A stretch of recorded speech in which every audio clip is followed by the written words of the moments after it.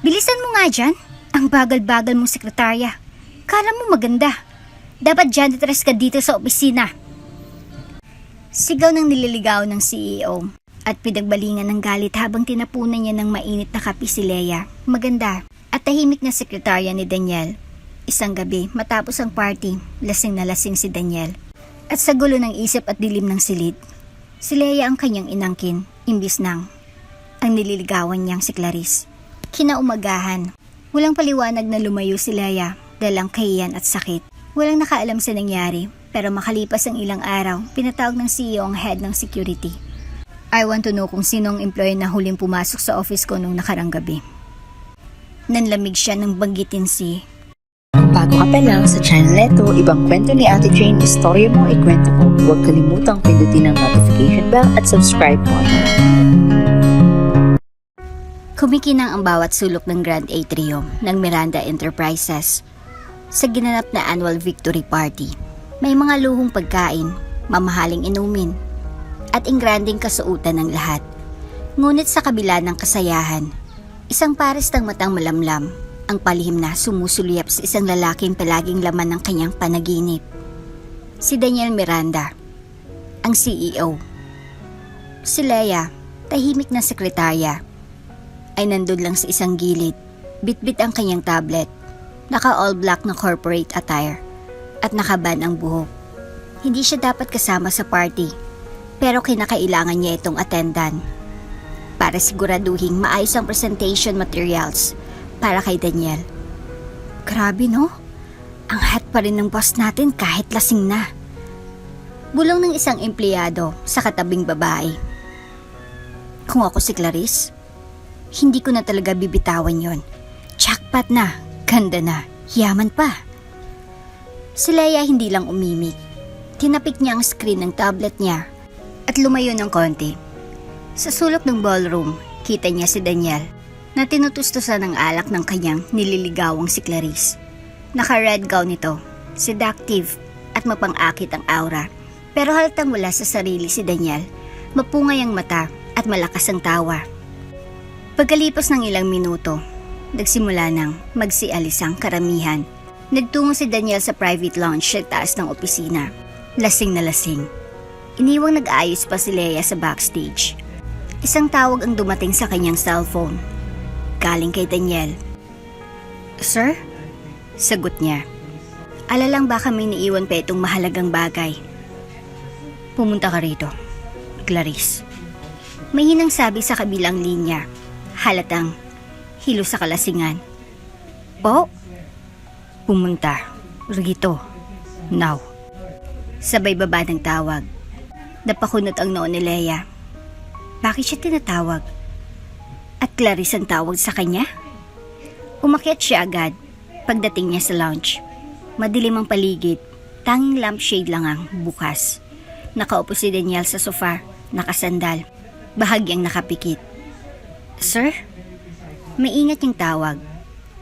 Ngunit bago pa siya makalapit ng lubos, bigla siyang hinila ng lalaki. Clarice, finally. Bulong nito, sabay yakap sa kanya at halik sa kanyang leeg. Nagpupumigla si Leia. Sir, hindi po ako si... Ngunit mahigpit ang pagkakayakap ni Daniel. Lasing, wala sa sarili. Ang amoy ng alak at pabango nito ay nakakalasing din sa isip ni Leia. Sir, please. Ako po si Leia. Ngunit wala ng boses na lumalabas mula sa kanya.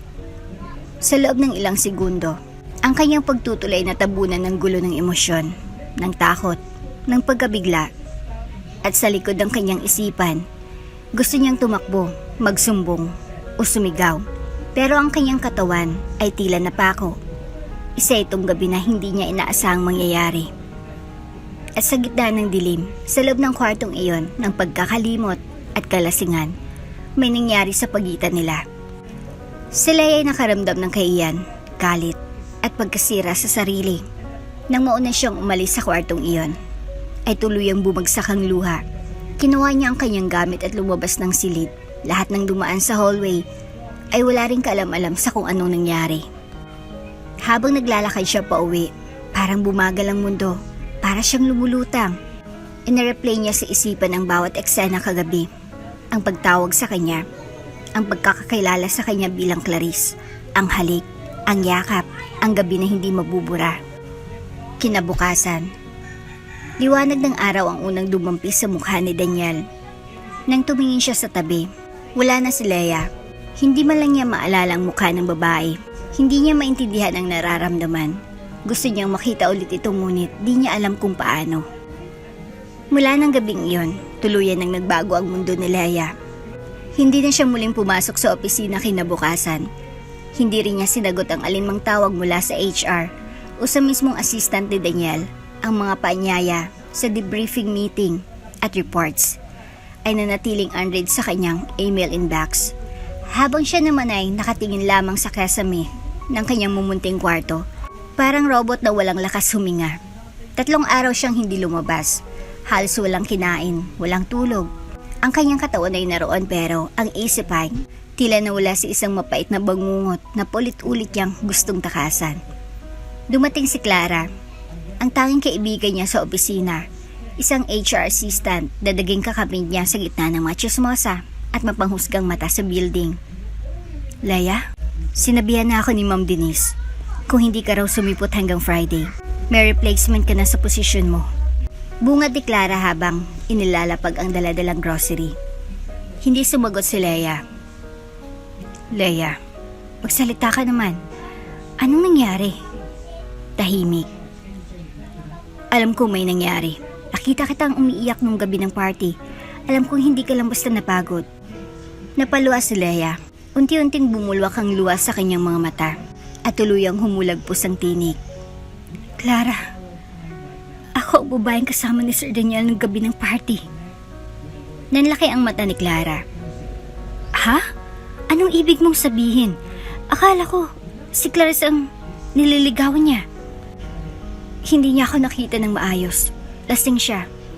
Tinawagan niya ako. Akala niya si Clarice ako. Dinala niya ako sa lounge. Tinawag niya akong Clarice at may nangyari sa amin.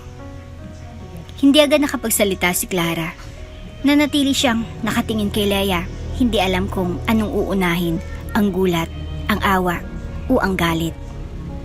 Sinubukan ko siyang itulak, Clara. Pero hindi ko siya mapigilan at ewan ko, para akong na-paralyzed. Hindi ko na siya napigilan. Niyakap ni Clara si Leia. Mahigpit, puno ng pag-unawa. Hindi mo kasalanan.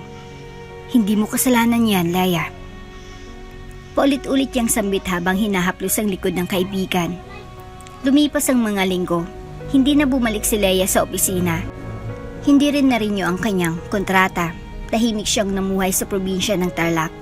Sa lumang bahay ng kanyang yumaong lola. Nag-apply siya bilang online transcriptionist. Tahimik, simple, walang nakakakilala sa kanya. Pero isang araw, habang naglalaba, bigla siyang nahilo. Hindi ito ordinaryong hilo. May kasamang pagsusuka at pananakit ng ulo. Ipinagsawalang bahala niya ito sa una. Ngunit nang tumagal at naging regular ang sintomas, napilitan siyang magpa-check up sa maliit na klinika sa bayan. Congratulations, miss. Buntis ka. Nasa 7 weeks ka na. Parang huminto ang ikot ng mundo ni Leia. Ang puso niya ay parang pidiga. Hindi niya alam kung matutuwa siya o matatakot. Pero isang bagay ang sigurado, hindi siya handa. Bakit ngayon pa? Bulong niya sa sarili habang nakaupo sa gilid ng kama kinagabihan. Hindi niya alam kung paano sasabihin ito. Kay Clara lang siya, may lakas ng loob na magsabi. Clara, buntis ako. Diyos ko, Leia. Sigurado ka? Si Daniel bang ama? Oo, wala nang iba. Siya lang. Tumahimik si Clara sa kabilang linya hanggang sa marinig ang mihinang tinig nito. Anong plano mo? Lalayo ko ang bata. Ayokong malaman niya. Ayokong lumaki ang anak ko. Sa gulo at kasinungalingan. Ayokong maging chismis kami sa buong kumpanya. At higit sa lahat, ayokong makita siya sa mata ng anak ko na hindi alam ang totoo. Kahit may karapatan siyang malaman, hindi niya naman ako pinansin noon. Hindi niya rin ako naalala. Anong silbi ng karapatang yun kung ako lang ang makipaglaban? Tumulang luha ni Leia, hindi dahil sa galit, kundi dahil sa sakit ng katotohanang iniwan siya ng tadhana sa isang desisyong wala siyang kasiguruhan. Ipinagpatuloy niya ang kanyang tahimik na pamumuhay. Itinagong mabuti ang pagbubuntis. Hindi siya nag-post online, wala ring contact sa dating opisina maliban kay Clara. At lingid sa kaalaman ng lahat, ay laging nagpapadala ng vitamins at gamit para sa sanggol. Pagdating nila sa ikaw-long buwan, malaki na ang tiyan ni Leia. May pangalan na siyang naisip para sa anak. Liam, kung lalaki. Liana kung babae. Isang gabi, habang pinapakinggan niya ang tibok ng kanyang tiyan, bumulong siya. Anak, kahit anong mangyari, hindi kita pababayaan. Hindi mo kailangang malaman kung sino siya, basta ang mahalaga. Nandito ako. Hindi niya alam na ang simpleng desisyong iyon ang magtutulak ng isang sunod-sunod na pagkalito, pagkukunwari, at pagbubunyag na muling gugulo sa tahimik niyang mundo. Halos isang taon na matapos ang biglaang pagkawala ni Leia. Bumalik sa normal ang takbo ng Miranda Enterprises. Pero hindi si Daniel Miranda. Hindi rin natuloy ang panliligaw ng binata kay Clarice dahil nalaman niya na marami pala silang naliligaw sa babae. At nalaman din niyang ibang babaeng kanyang naka one night stand dahil may naalala siya na may nakwento sa kanyang dalagang si Leia matapos ang nangyari sa kanila, ngunit malabo ang mukha ng babae ng mga oras na iyon para kay Daniel.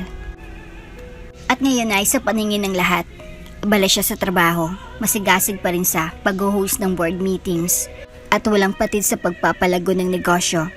Ngunit sa likod ng mga matatalim na titig at perpektong postura, may bumabagabag sa kanyang isip. Isang gabi, habang mag-isa sa opisina, binuksan niyang security logs ng gabi ng company party. Pinagalaw niyang CCTV footage. Pilit tinutuntun kung sino ang huling taong pumasok sa private lounge. Boss, may pinadala po akong kopya ng logs sa email ninyo. Ulat ng head ng security. Hanapin mo kung sinong huling taong lumapit sa lounge bago ako nakita ng driver ko sa loob ng kwarto. At kung may babaeng lumabas, lalo na kung may tawag akong na-record, bago yon. Nang gabing iyon, hindi siya mapakali. Hindi niya matandaan ang mukha ng babae. Pero may isang bagay na hindi makalimutan. Ang tawag nito sa kanya, Sir. At ang kakaibang amoy ng vanilla at lavender na nanatili sa unan ng silid. Kinabukasan, muling tinawagan ni Daniel ang security team. Sir, sabi ng officer. Isa sa mga employee sa HR, si Clara, lumapit raw po sa lounge para kunin ang naiwan na tablet. Pero wala pong masyadong footage. May blind spot po yung koridor. Napakunot ang noon ni Daniel. Clara? Oo nga't familiar sa kanyang pangalan, ngunit hindi niya ito personal na kinausap noon. Agad niyang inutusan ng assistant na ipasomon si Clara. Sa opisina ng CEO, nakaharap si Clara kay Daniel. Kinakabahan, ngunit handa. Miss Clara, may ilang katanungan lang ako. Naalala mo ba kung sinong huling babaeng lumapit sa lunch nung gabi ng party? Bahagyang lumunok si Clara. Alam niyang ito ang pagkakataon, ilang beses niyang pinag-isipan ito at ngayon, sa harap ng bilyonaryong lalaki na minsang pinagkwentuhan ni Leia bilang pangarap. Pumintig ang kanyang ambisyon. Actually, sir, mahina niyang simula. Ako po iyon. Nagtaas ang kilay ni Daniel. Ikaw? Tumango siya. Yes, sir. Kayo pong tumawag sa akin. Tinawag niyo akong Clarice. Pero hindi po kayo nagawang itama sa oras na iyon. Lasing po kayo at hindi ko rin po alam ang gagawin. Nahintakutan ako. Bakit hindi mo sinabi agad? Ikinahiya ko, sir. Ayokong lumabas na parang sinamantala ko ang sitwasyon. Tahimik si Daniel, pinagmamasdan ng bawat galaw ni Clara. Hindi niya makita ang pagkakatulad sa alaala, pero hindi rin siya sigurado. Boses? Hindi eksakto. Amoy? Wala. Pero paano kung nagkamali lang siya ng pagkakaalala? May isang tanong pa ako. Sabi ni Daniel habang tinitingnan si Clara. Maaring bunga ba ng gabing iyon? Tumango si Clara. Bagamat nanginginig sa loob, matatag ang kanyang sagot. Meron po. Nasaan ang bata? Nasa bahay po. 3 buwang gulang. Lalaki. Huminga ng malalim si Daniel. Gusto kong makita ang bata. Gusto kong malaman ng totoo. Kung ako ang ama, may karapatan akong makilala siya. At doon nagsimulang kasinungalingan. Kinabukasan, dinala ni Clara ang kanyang tunay na anak. Ang anak niya sa lalaki minsang minahal ngunit iniwan siya. Hindi anak ni Daniel, hindi anak ng CEO, ngunit mukhang sapat sa pagkakahawig, kulay ng buhok, hugis ng mata. Sapat na hindi upang pagdudahan. Habang hawak ni Daniel ang sanggol, hindi niya may tagong emosyong biglang bumalot sa puso niya. Anong pangalan niya? Nathan. Sagot ni Clara, pinilit itago ang kaba. Napatitig si Daniel sa sanggol. Sa kabila ng pagdududa, may parte sa kanya na gustong maniwala. Gusto niyang paniwalaan na kahit sa isang pagkakamali, may mabubuting bunga. Nais kong kilalanin siya. Gusto kong ituring siyang akin. At kung hindi ka tutol, nais ko rin kayong dalhin sa mansyon para mas mabigyan ng maayos na buhay ang bata. Nanlaki ang mga mata ni Clara. Parang musika sa kanyang tenga ang bawat salitang lumabas sa bibig ng CEO. Isang panaginip na hindi niya kailanman inakaalang posibleng magkakatotoo. Oo naman, sir. Maraming salamat po. Isa pang bagay. Dagdag ni Daniel. Pakiusap. Huwag mo na itong ipaalam kahit kanino. Ayoko magkaroon ng iskandalo. Hindi pa ako handang ipaalam sa board o sa media. Mabilis siyang tumango. Niintindihan ko, sir. Sa loob ng kanyang isipan, nagsisigawan ang lahat ng boses ng konsensya. Ngunit mas malakas ang bulong ng ambisyon. Kung ito ang pagkakataon niyang umahon, ipaglaban ang anak at sarili, gagawin niya kaysa kasinungalingan. At sa loob ng mansyon, habang iniikot ni Clara ang kanyang paningin sa magarang chandelier, imported na sofa, at malalawak na bintana, isang ngiti ang sumilay sa kanyang labi. Isang ngiting hindi mo alam kung tagumpay o kapahamakan ng dulot. Tahimik ang gabi sa Miranda Mansion, ngunit puno ng damdamin ang bawat sulok. Mula sa marangyang bintana ng second floor, tanaw ni Clara ang malapalasyong hardin na nilalatagan ng ilaw. Sa kanyang mga bisig, mahimbing ang tulog ng batang si Nathan, ang anak niyang ipinakilala bilang bunga ng isang gabing hindi kailanman kanya.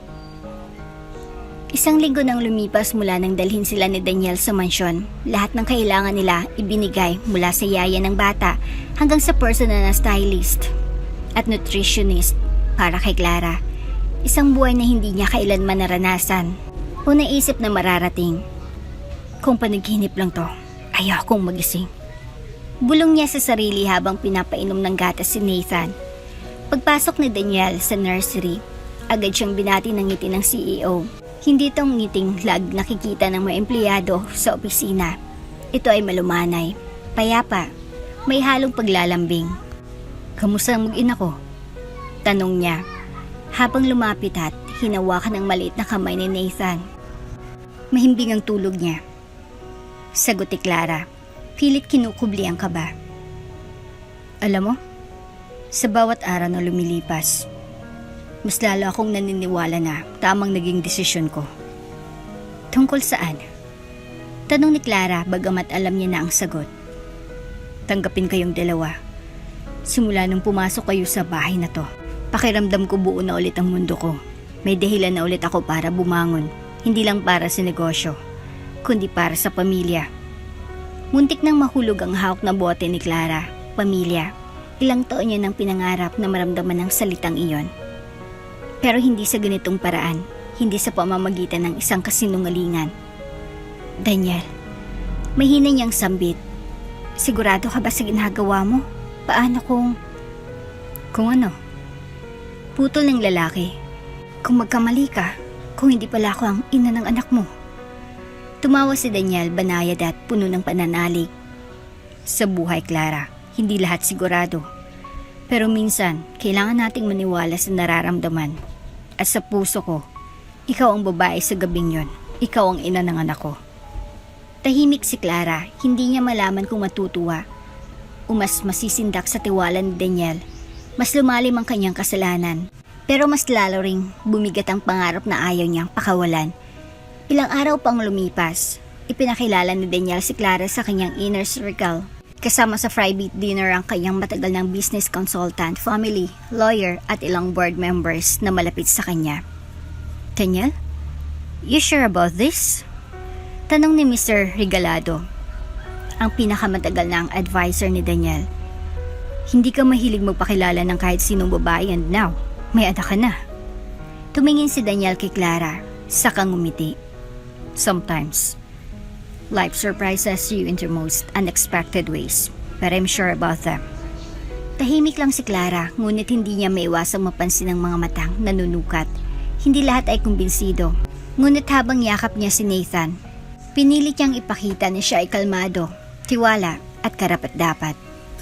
Kinagabihan, habang nakaupo sila sa veranda magkatabi sa sofa, binigyan siya ni Daniel ng isang malit na kahon. Ano to? Tanong niya. Buksan mo. Sa loob ng kahon ay isang bracelet na may ukit na pangalang Clara.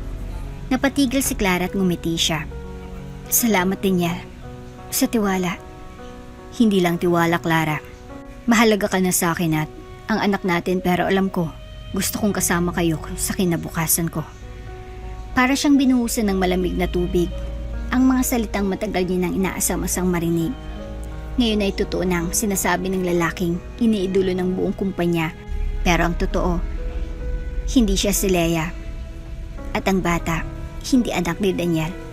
Ang saya na dapat sana'y busilak, ngayon may kasamang pangamba. Paano kung isang araw, bumalik si Leia? Paano kung matuklasan ni Daniel ang katotohanan? Ngunit sa sandaling ito, pinili niyang manahimik. Pinili niyang panindigan ng kasinungalingan. Para sa anak, para sa sarili, para sa pangarap na ngayon ay nasa kanyang harapan. Salamat, Daniel. Mahina niyang sambit habang sinasara ang kanyang palad sa bracelet. Gagawin kong lahat para maging karapat-dapat sa'yo. Mula sa simpleng hanggang sa malapalasyong mansyon ng Miranda, hindi pa rin lubos maisip ni Clara kung paano siya napadpad sa mundong ito. Araw-araw siyang ginising ng mamahaling linen, ng aroma ng freshly brewed coffee mula sa sariling kusina, at ng boses ng mga kasambahay na nagtatanong kung anong gusto niyang almusal. Pero sa kabila ng karangyaan, may bumabagabag sa kanya, isang sekretong handa siyang ibaon na lang habang buhay. Isang kasinungalingang pinanghawakan niya araw-araw, habang pinagmamasdan ng anak niyang si Nathan at ang lalaking kanyang nililinlang si Daniel Miranda. Isang gabi, habang pinapatulog si Nathan sa kwarto, napaupo siya sa kama at napabuntong hininga. Hindi siya mapakali. Paano kung isang araw, babuko ako? Paano kung malaman ni Daniel ang totoo? That I'm not Leia, na hindi niya anak si Nathan. Bumigat ang dibdib ni Clara sa isiping iyon. Kaya't kahit ilang beses nang inalok ni Daniel na ipakilala siya sa mga kaibigan, business partners at publiko, lagi niya itong tinatanggihan. Daniel, hindi pa siguro panahon. Mas mabuting tahimik muna tayo. Sabi ni Clara habang nagsasali ng juice sa baso nito. Pero Clara, gusto kong malaman ng lahat kung gaano ako kasaya kasama ka. Ikaw at si Nathan ang bumuo sa buhay ko. Ngumiti siya, ngunit pilit. Baka hindi pa handang anak natin sa atensyon. Tsaka ayoko rin ng intriga. Pwedeng tayo na lang ang nakakaalam sa kung anong meron tayo. Napaisip si Daniel. Kung gusto mong panatilihing pribadong relasyon natin, irespeto ko yan. Basta siguraduhin mong hindi mo ako lalayuan gaya ng ginawa ng dati kong nobya. Nag-iinit ang pakiramdam ni Clara sa sinabi nito. Hindi niya gustong itulak balayo si Daniel, pero alam niyang kapag nalaman nito ang katotohanan na hindi siyang babaeng kasama niya sa gabi ng party at hindi anak nito si Nathan, baka hindi lang siya nito layuan, baka ipagtabuyan siya. Kaya pinanghawakan niyang iisang paraan para hindi mabuko, manatiling tahimik ang mundo nila. Hanggat maaari, hindi siya lumalabas kasama si Daniel. Laging may dahilan para iwasan ang mga social events. Migraine, hindi magandang pakiramdam o biglaang pag-alaga kay Nathan. Nagpatulong pa siya sa isang kilalang stylist para magbago siya ng ayos ng buhok. Para kung sakaling may makakilala sa kanya mula sa opisina dati, hindi siya agad mapansin. Isang araw, habang nakaupo sa veranda, nilapitan siya ni Daniel. May paanyaya ang Miranda Foundation, Gala Night. Isa itong charity event and I want you and Nathan to come with me.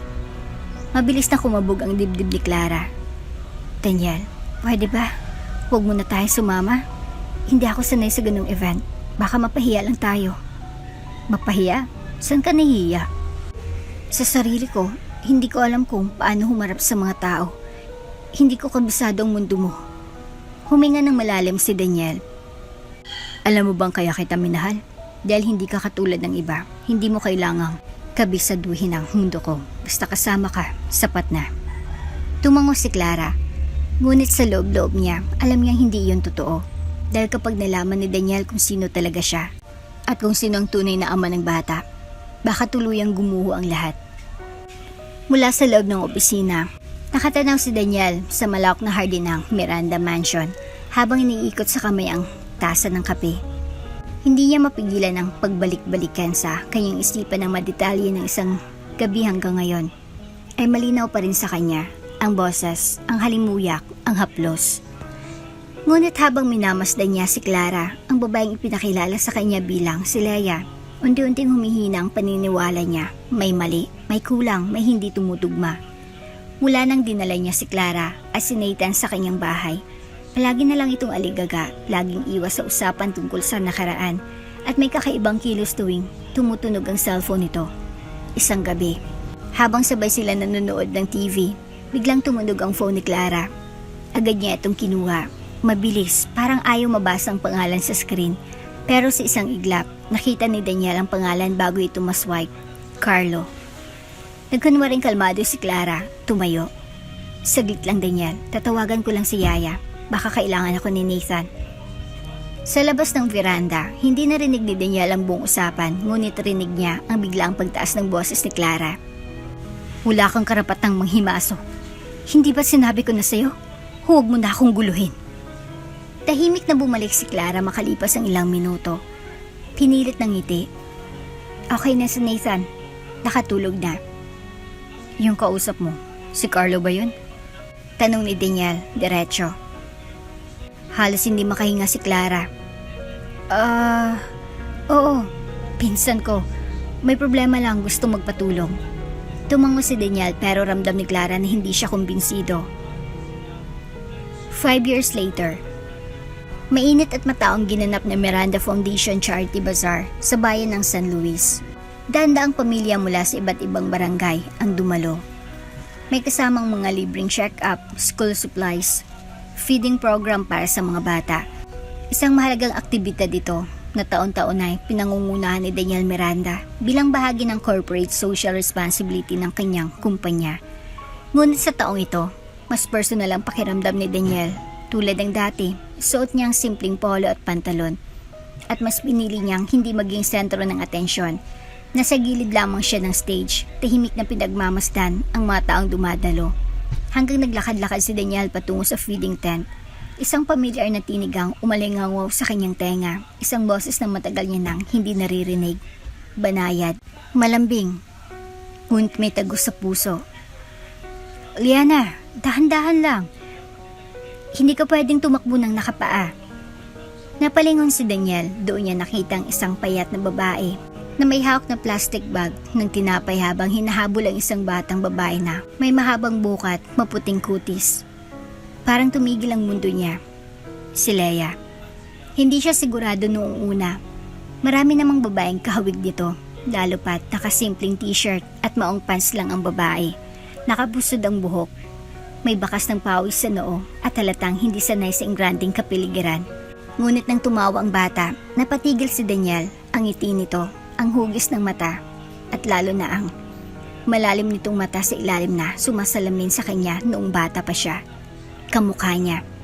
Sumunod siyang lumapit, may ingat, na parang ayaw niyang matakot ang babae. Excuse me.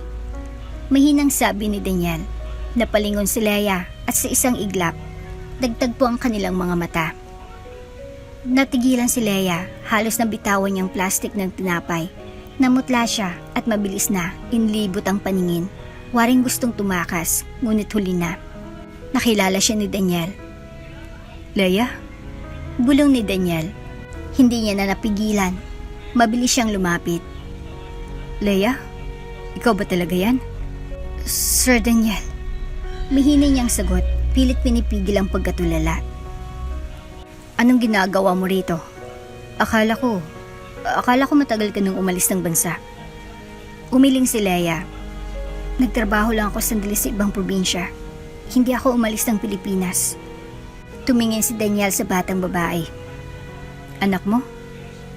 Oo. Napatingin si Daniel sa bata, 6 na taong gulang marahil. Tahimik lang ito, hawak ang laylayan ng damit ni Leia. Pero ang mga mata, iyon ang lalong gumulo sa loob niya. Anong pangalan niya? Tanong ni Daniel, hindi inaalis ang tingin sa bata. Liana. Sagot ni Leia, may kaba sa boses. Liana. Ulit ni Daniel. Ilang taon na siya? Nag-aatubiling sumagot si Leia. 5 taon. Napatigil si Daniel. 5 taon. Tama ang bilang, kapareho ng panahon mula nang mawala si Leia, mula noong gabi ng party, mula ng gabing iyon, na hanggang ngayon ay hindi niya lubos maunawaan. Parang may sumipa sa dibdib ni Daniel, hindi niya alam kung galit, gulat o pagkalito ang nararamdaman niya. Leia. Mas pinatibay niya ang boses. Anong totoo? Hindi makasagot si Leia, napayuko siya, hindi niya alam kung handa na siyang ibunyag ang lahat. Sabihin mo sa akin, sinong ama ng anak mo? Napaluwa si Leia, pinilit niyang tumingin sa kanya, nanginginig ang boses. Daniel, ikaw ang ama ni Liana. Nanlamig si Daniel, hindi siya agad nakapagsalita. Bumalik sa kanya ang lahat, ang gabi ng kalasingan, ang boses na tinawag siyang sir, ang amoy ng lavender at ang marka sa binti na hindi niya muling nakita kay Clara. Biglang bumigat ang dibdib niya. Kung si Leia ang kasama ko sa gabing iyon, ibig sabihin, ikaw ang babae ng gabing iyon. Tahimik na tumango si Leia. Pero si Clara, hindi ako nagsalita dahil ayokong gulihin ang buhay mo. Ayokong idamay si Liana sa gulo. Nalaman ko na lang na may pinakilalang anak sa iyo. At si Clara, siyang kinilalang ina. Halos mabingi si Daniel sa revelasyon. Tumalikod siya sandali. Nilakasan ng loob para hindi tuluyang masira ang kanyang composure sa harap ng bata. Nang bumaling siya muli kay Leia, mahigpit ang kanyang paningin. Bakit mo itinago ito sa akin? Dahil natakot ako, sagot ni Leia. Hindi mo ako naalala noon. Akala ko wala akong halaga. At hindi ko ginustong anumang connection kay Clara. Pero hindi ko rin naasahan na aabot sa ganito. Hindi na nakapagsalita si Daniel. Tiningnan siya ni Liana. Tila walang muwang ang bata. Ngiti-ngiti habang hawak ang isang laruang tinanggap mula sa boss. Ngunit sa kabila ng kanyang inosenteng tingin, dala niya ang bigat ng isang lihim na kahit tagal na itinago. At sa loob ni Daniel, unti-unting nabubuo ang desisyong kailangan niyang malaman ang buong katotohanan kahit masakit, kahit makasira ng buhay. Hindi pwedeng siya iyon. Pero paano kung siya nga? Pilit ikinukubli ni Daniel ang pagkalito habang nakaupo siya. Ang mga mata niya ay nakatuon sa likod ng babaeng payak ang suot. Kasamang naglalakad ang isang batang babae na tila kahugis ng kanyang mukha. Leia, siya ba talaga? At iyon ba, anak ko? Walang ibang ingay sa loob ng kotse kundi ang tunog ng kanyang hininga. Malalim, mabigat, puno ng tanong at emosyon. Hindi niya alam kung lalapitan ba niya o iwasan. Ngunit alam niya, hindi na siya matahimik. Hanggang hindi niya sinilip ang pintuan ng nakaraan na matagal niya nang pilit kinalimutan. Flashback. Gabi ng company party, champagne, tugtugan, tawanan. Si Daniel, CEO, maginoo, ngunit lasing. Lumabas siya sa hallway ng event hall. May hinahanap, may tinatawagan, Clarice. Bakit hindi sumasagot? Ngunit sa gulo ng isip, ibang numero na pindot at sa kabilang linya, may sumagot, mahina, magalang. Sir? Ang boses na iyon, mahinhin, nanginginig, parang kinakabahan sa tawag. Hindi nagtagal, may kumatok sa lounge, isang babaeng dumating. Hindi niya lubos maaninag ang mukha, madilim, at malabo ang paningin niya sa kalasingan. Ngunit ang amoy nito, lavender, banayad, halos mapanatag ang puso niyang balisa. Clarice, bulong niya. Akala niya iyon ang nililigawan niya. Ngunit hindi ito tumanggi, hindi rin ito lumaban. Hinayaan siyang lumapit, hinayaang yakapin siya, halikan, at tuluyang maganap ang isang gabing puno ng damdaming hindi niya kayang ikwento kahit kanino. At sa gitna ng katahimikan, habang nakayakap sa kanyang babae, may naramdaman siyang peklat sa binti nito, maliit, bilugan, sa kaliwang hita. "Tagasan ka?" tanong niya noon. Hindi ito sumagot, tanging katahimikan at haplos nang isinukli ng babae. Kinabukasan, pagmulat niya mula na ito, ang naiwan lang ay ang amoy ng lavender sa kanyang unan at ang alaala ng peklat sa hita, ang kaisa-isang tanda ng gabing iyon. Habang nakatayo si Daniel sa tabi ni Leia sa gilid ng charity event, nagsasalita ang puso niya ng mas malakas kaysa sa isip. "Pwede ba kitang makausap ng masinsinan?" tanong niya. Pinipigil ang nanginginig na boses. Tahimik lang si Leia, hindi umiwas ng tingin. Tumango siya. Dinala niya ito sa may tent sa likod ng stage, kung saan walang tao at tanging sila lang ang naroon. "Leia," panimula ni Daniel. Mababa ang boses, ngunit matalim ang bawat salita. "May gusto akong malaman. Isa lang. At hindi mo kailangang magsalita kung ayaw mo. Pero sana, ipakita mo." Nagtaka si Leia.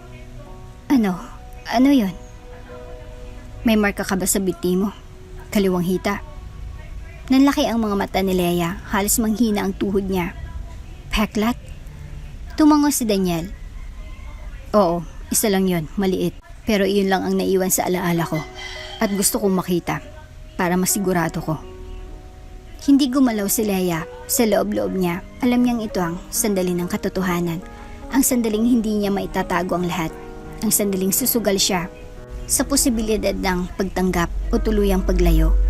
Tahimik niyang hinila pababa ang laylayin ng kanyang palda, marahan, nanginginig ang kamay.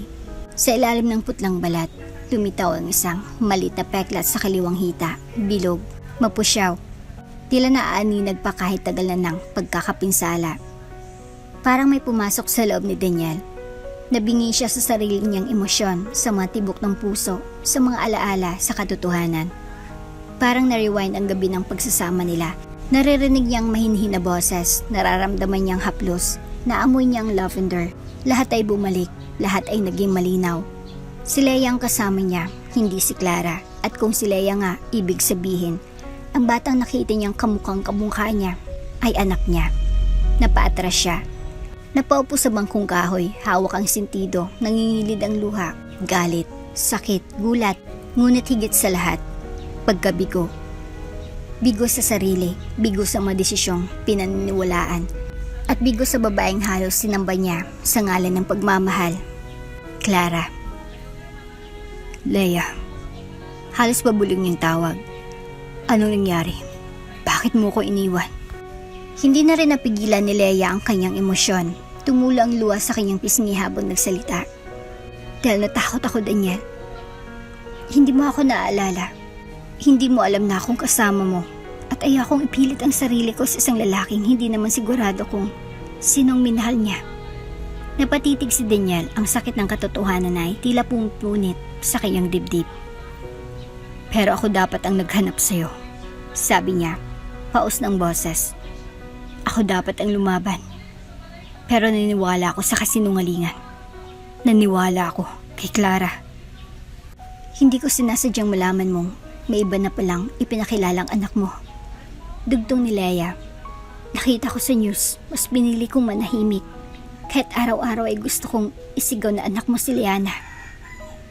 Pagkarinig sa pangalang iyon, napaluha rin si Daniel. "Liana." Ulit niya. "Anak ko." Tumango si Leia, pilit pinapahid ang luha. "Oo, Daniel, siyang anak mo." Walang ibang narinig si Daniel kundi ang tinig ng nakaraan at ang tibok ng puso niya ngayong alam niya na ang totoo. Ngayon, wala nang balakid, wala nang dahilan para magduda. Alam niya ang susunod niyang hakbang ay ang paghanap ng katibayan para harapin ang babaeng tumaksil sa kanya.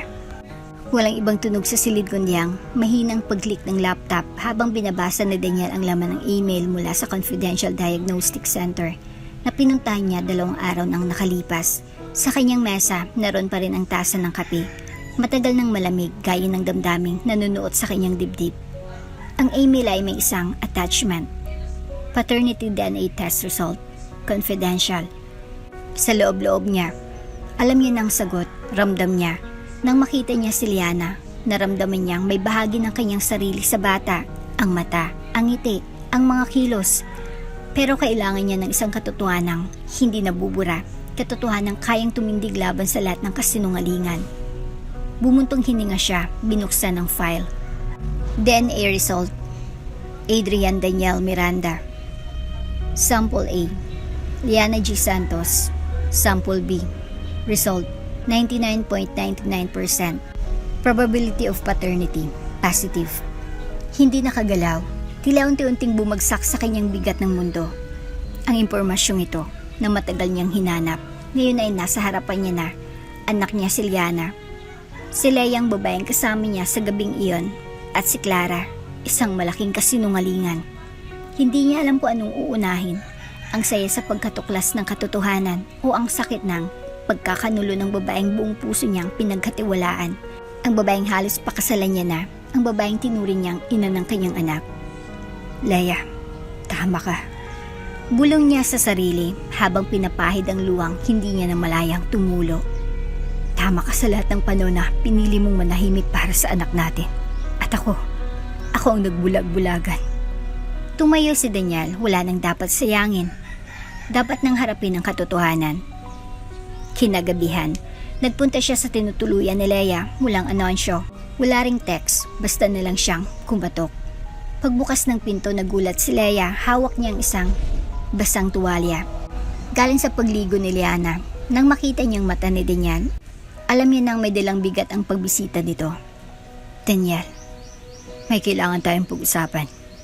Tugon ng lalaki diretso at malamig. Pwede ba tayong mag-usap? Tumango si Lea, pinapasok niya ito sa maliit na sala. Natutulog na si Liana. Paliwanag ni Lea. Pagod sa laro sa labas. Tahimik na naupo si Daniel sa lumang sofa. Maya-maya, inilabas niya ang envelope mula sa kanyang jacket. Inabot ito kay Lea. Ano to? Tanong ng babae, bagamat alam niya ng laman. DNA test result. Sagot ni Daniel. Kinuha kong sample mula sa book ni Liana. Palihim, sorry kung hindi ako nagpaalam. Dahan-dahang binuksan ni Lea ang sobre. Sa bawat linyang binabasa niya, mas lalo siyang kinakabahan. At nang matapos niya ng buong dokumento, tiningnan niya si Daniel, may luha sa kanyang mga mata. Ngayon nakumpirma ko ng totoo, Lea. Hindi ko papayagang mawala ka ulit. Kayo ng anak natin. Tumulang luha ni Lea, hindi dahil sa lungkot kundi sa wakas. May humawak na sa katotohanan matagal niya nang kinikimkim. Daniel, hindi ko sinasadyang itago si Liana para saktan ka. Ginawa ko yun para protektahan siya. Ayokong lumaki siyang kinagamit o gawing drama ang pagkatao niya at hindi mo kailangang ipaliwanag. Putol ni Daniel. Ikaw lang naging totoo sa mundong puno ng kasinungalingan. At ngayon, ako ang may utang sa iyo bilang ama. At bilang taong minsang pinili ang maling babae. Tahimik silang nagkatitigan, wala nang salita. Tanging pag-uunawa at paghilom ng damdamin ang nangingibabaw sa pagitan nila.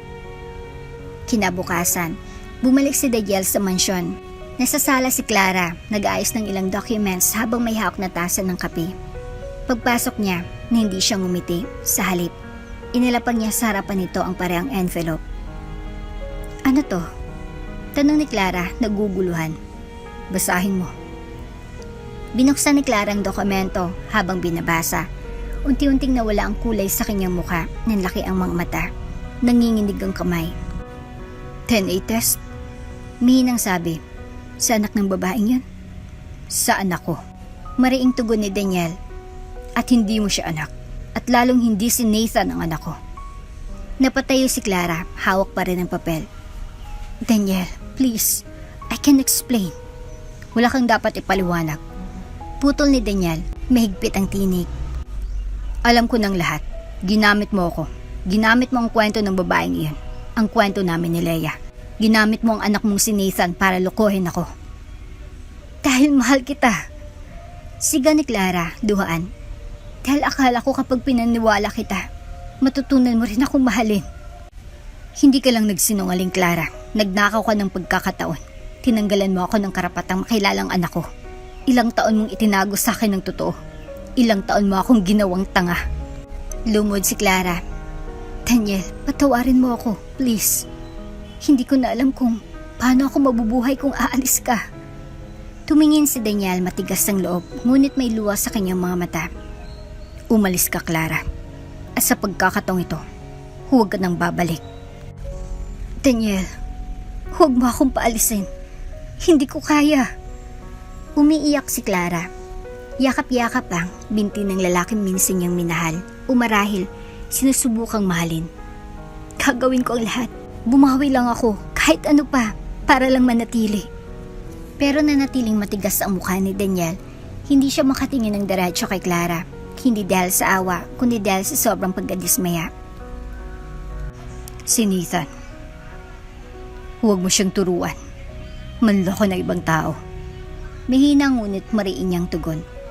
Turuan mo siyang maging totoo. Dahil ikaw, pinili mong ilayo ang mundo mo sa kasinungalingan. At ngayon, gumuho na ito.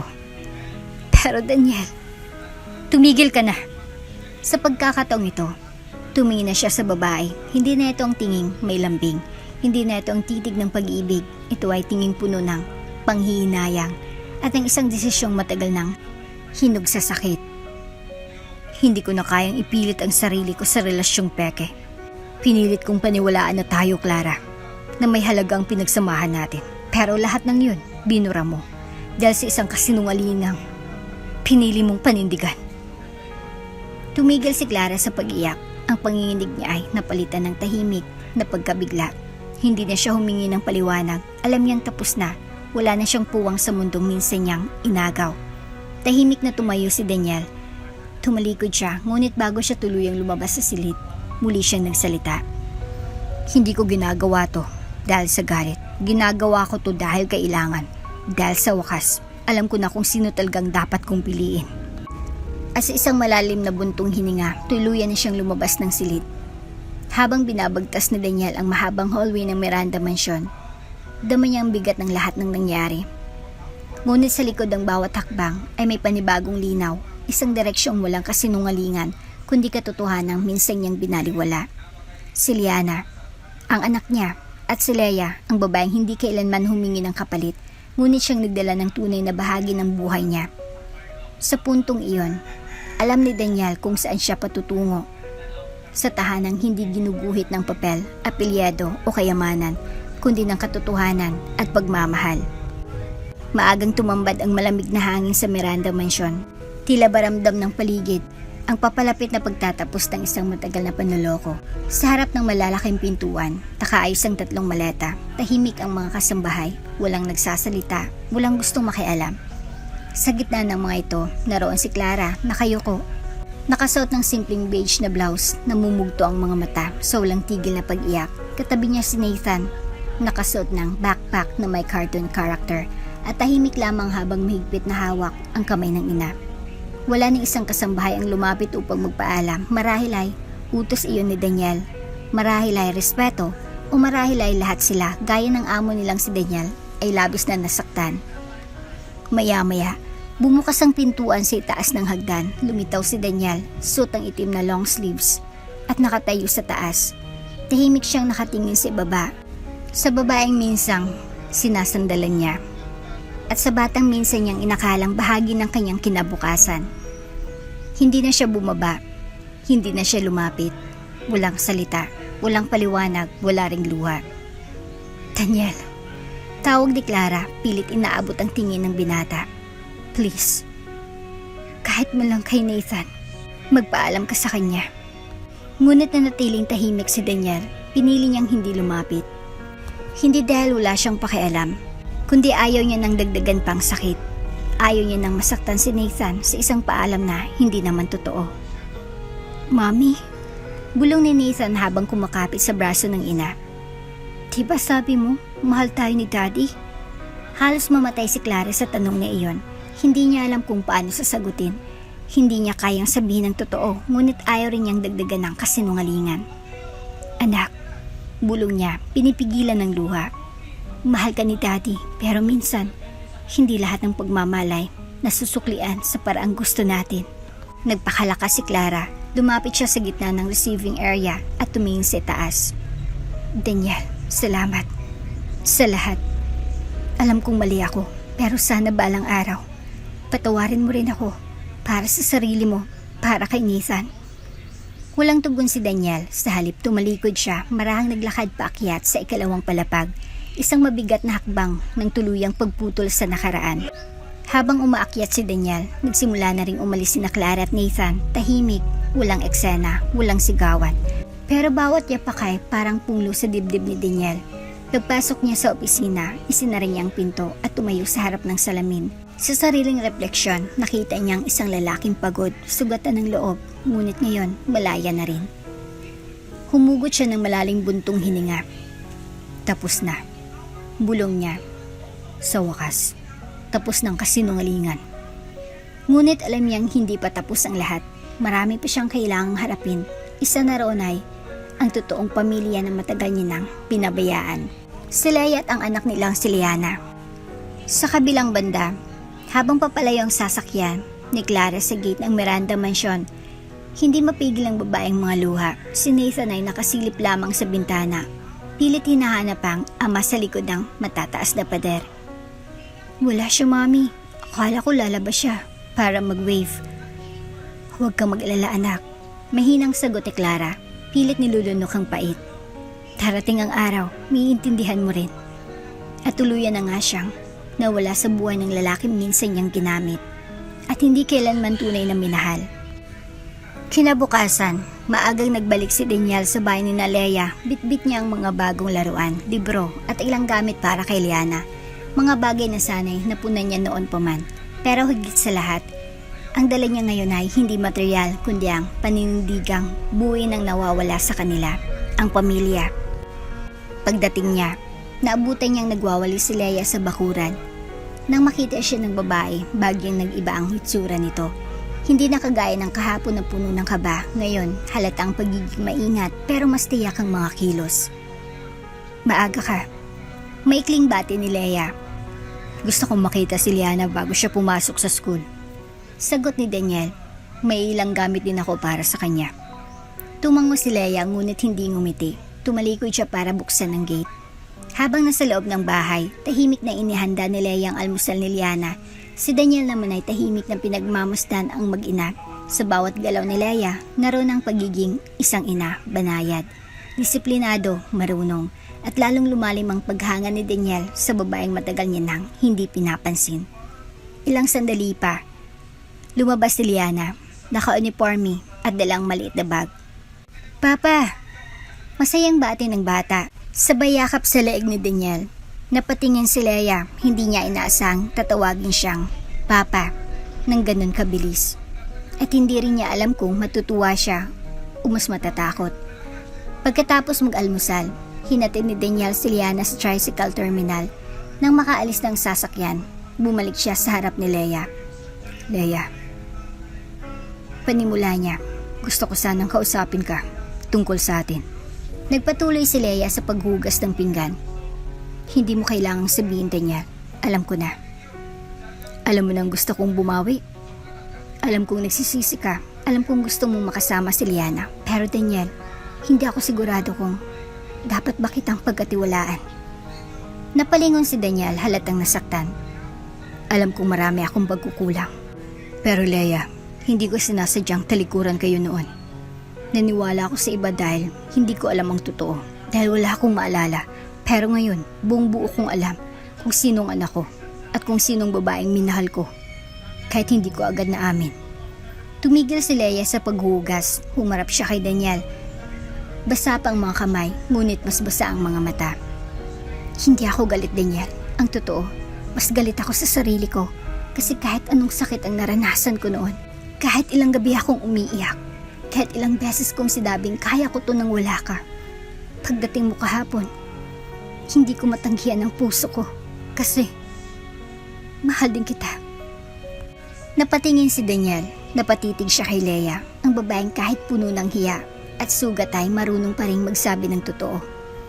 Kung ganun, mahinang bulong niya, bakit hindi natin simulan muli? Dahil hindi ganun kadali, Daniel. Mariing tugon ni Leia. Hindi ako nobya mo na pwede mong balikan pagkatapos mong malito. Isa na akong ina at ang anak natin. Hindi siya eksperimentong papasukin mo lang kapag handa ka na. Kailangan niya masigurado na hindi mo na siya iiwan. Hindi ko siya iiwan kahit kailan. Sagot ni Daniel, masiglang ngunit may paninindigan. At kung kailangan kong patunayan yon araw-araw, gagawin ko. Hindi dahil sa guilt, kundi dahil sa pagmamahal. Napayuko si Leia. Marami ka pang kailangang patunayan sa anak natin, sa akin, at sa sarili mo. Bigyan mo lang ako ng pagkakataon. Bulong ni Daniel.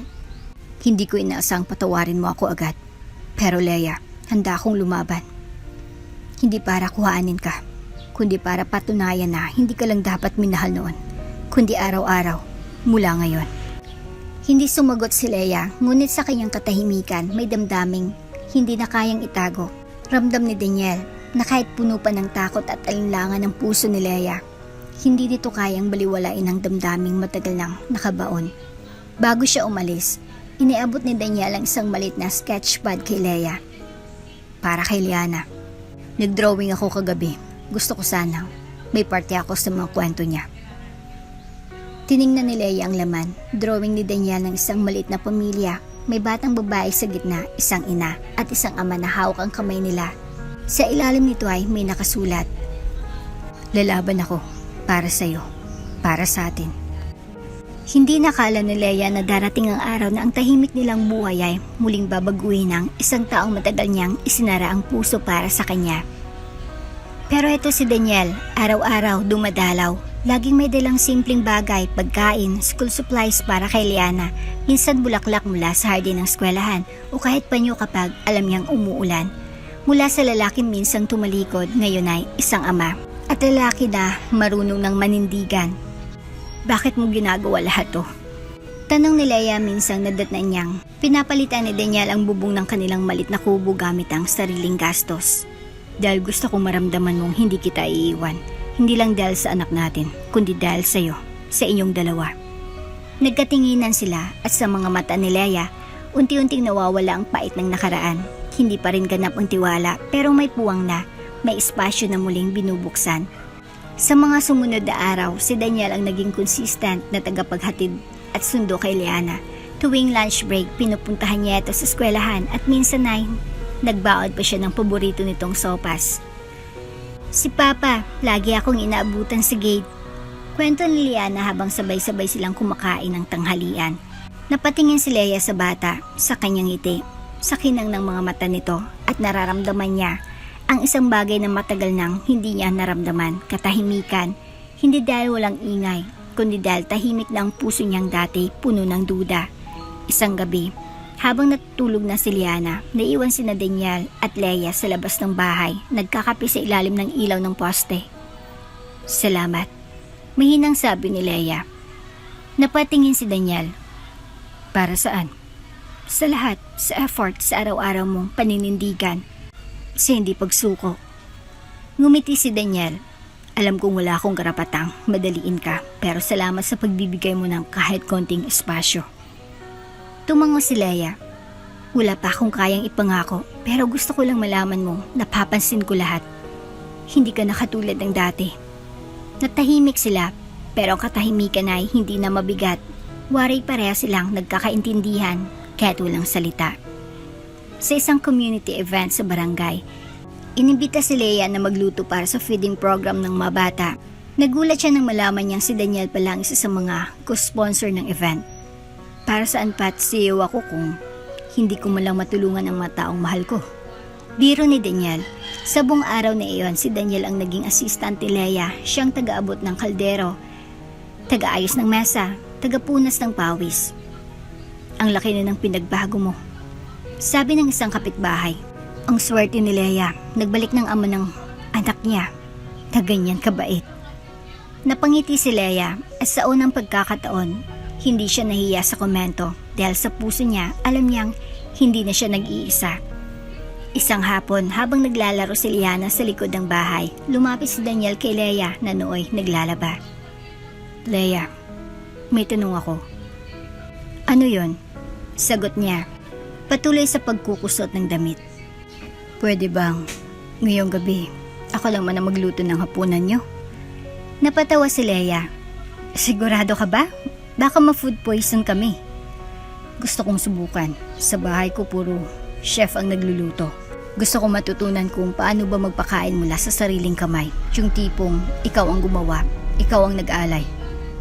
Pumayag si Leia at pagkagabi sa ilalim ng ilaw ng kandila dahil brown out sa lugar, nagkapunan silang tatlo ng ginisang sardinas at itlog na niluto ni Daniel.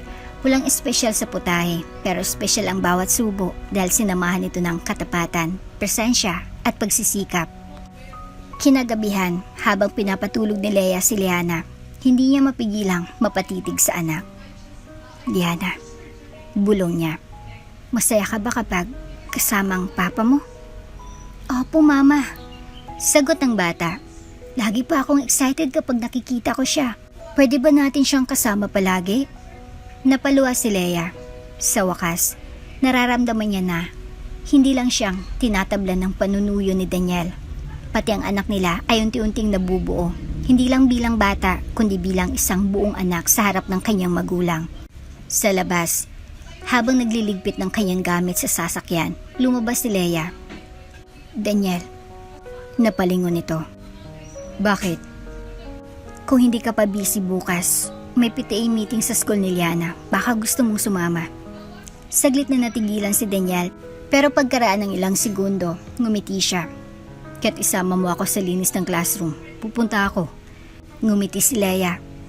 Hindi pa kita tinatanggap bilang partner, pero bilang ama. Unti-unti muna kaming napapalapit sa iyo. Salamat sa pagiging totoo.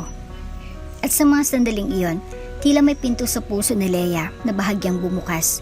Hindi pa buo pero sapat na para pasukin ng liwanag.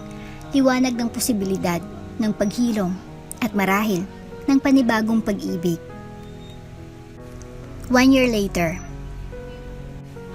Isang linggo bagong itinakdang araw ng kasal, buong barangay ng San Luis ay abala sa paghahanda pero higit sa lahat, abalang-abala si Daniel Miranda, ang CEO na dating kilala sa malamig at tahimik na personalidad pero ngayon ay isa ng mapagmahal, tapat at responsableng ama.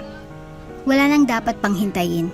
Hindi na siya nagdalawang isip matapos ang isang taon ng panunuyo, paghingi ng tawad at pagtaguyod ng bagong simula.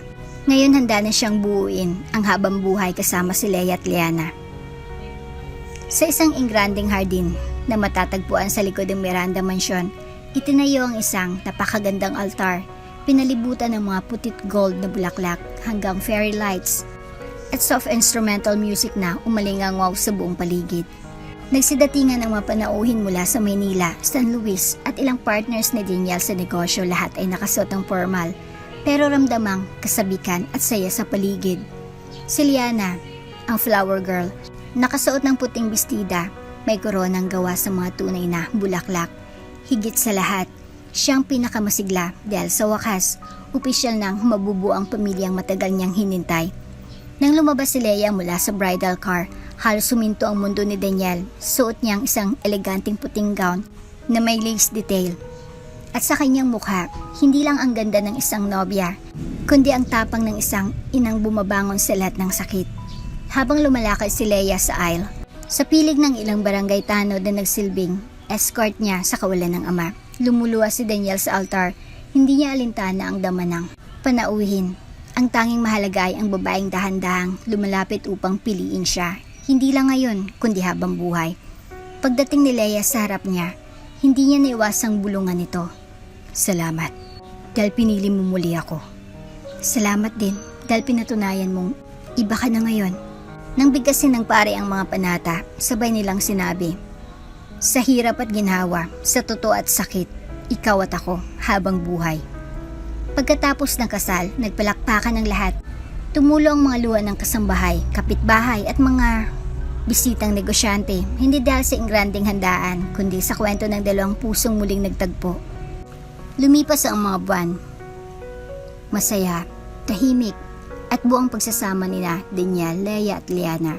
Si Daniel ay patuloy sa trabaho bilang CEO pero laging sinisigurong ang gabi ay uuwi upang kumain ng hapunan kasama ang kanyang mag-ina.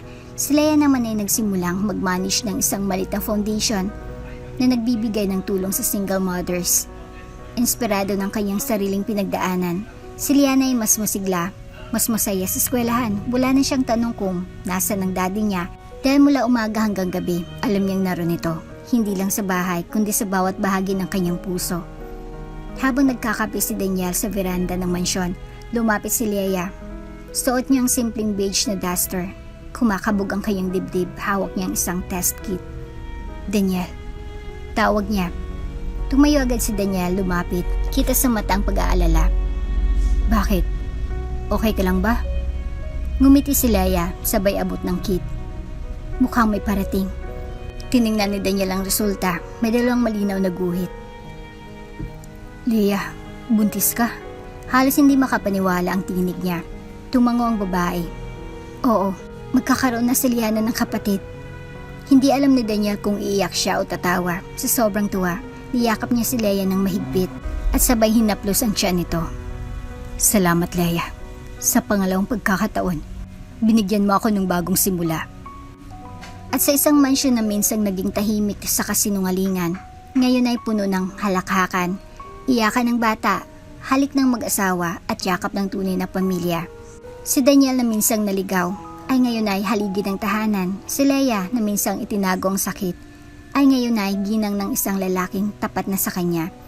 At si Liana na minsang umiyak sa kawalan ng ama ay ngayon ay ate na, buo ang mundo at puno ng pagmamahal. Isang pamilya, isang simula, isang kwento ng pananampalataya sa pag-ibig na bumabalik at bumubuo muli. At dito na nga po nagtatapos ang ating kwento. Hanggang sa muli! Kung bago ka pa lang sa channel Leto, ibang kwento ni Ate Jane, istorya mo, ikwento ko. Huwag kalimutang pindutin ang notification bell at subscribe button.